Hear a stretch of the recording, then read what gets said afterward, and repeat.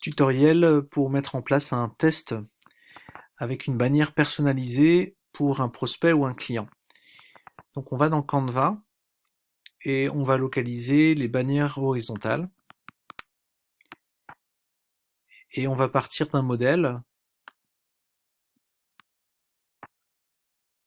Par exemple, on va dupliquer une, une bannière modèle et on va pouvoir remplacer soit les photos, soit le logo qui se trouve ici pour constituer la bannière horizontale. Donc là, on va prendre l'exemple de ce prospect, ce client, EM Lyon. Donc au préalable, en fait, je suis allé ici dans télécharger et j'ai ajouté le logo du client et éventuellement quelques images ici que j'ai placées dans les filtres ici.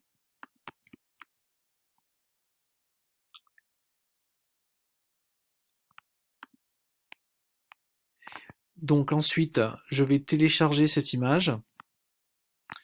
Je regarde son numéro. Donc là, je vois c'est la 14 par exemple. Et je vais la télécharger. Je vais choisir le format JPEG. Et c'est la numéro 14. Terminé. Et je télécharge.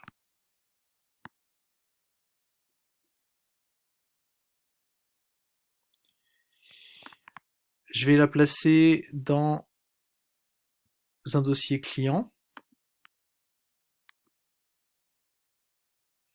Je crée un dossier pour ce client-là. Je lui mets l'année, ainsi que le mois, et son nom. Ici, c'est EM Lyon. Créer. Et je vais renommer la bannière horizontale avec le format header, tiret, en minuscule le nom, et ça c'est assez important, EM Lyon, on le retrouvera après, .jpeg, et j'enregistre. J'ai réalisé la bannière horizontale et à présent je vais la mettre en ligne dans le dossier images des tests FLE. Donc j'ouvre le dossier, je me suis connecté au FTP.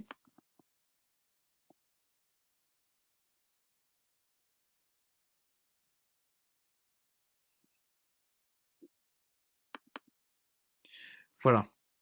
Et je fais glisser le fichier ici.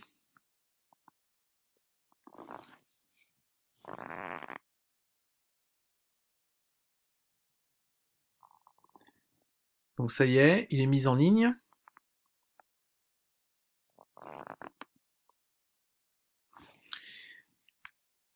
Ici, je vais faire attention à quelques paramètres, lire les informations, et je vais donner toutes les autorisations de manière à être certain que cette image sera bien affichée sur le site web. Je vais me connecter en tant qu'administrateur de manière à pouvoir créer un nouveau test, donc avec un identifiant et un mot de passe administrateur.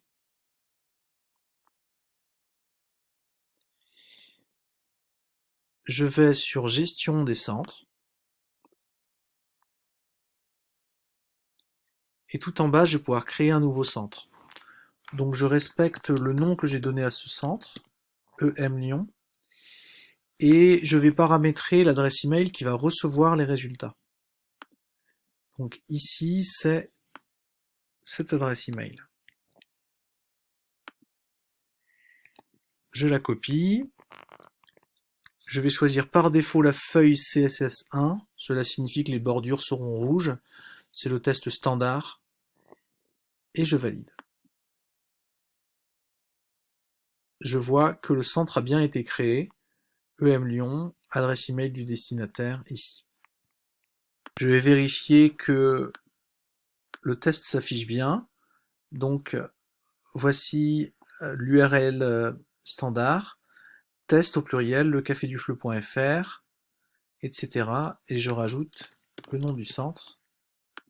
Je valide, et là, je vérifie que le test a bien été créé et que la bannière horizontale s'affiche correctement.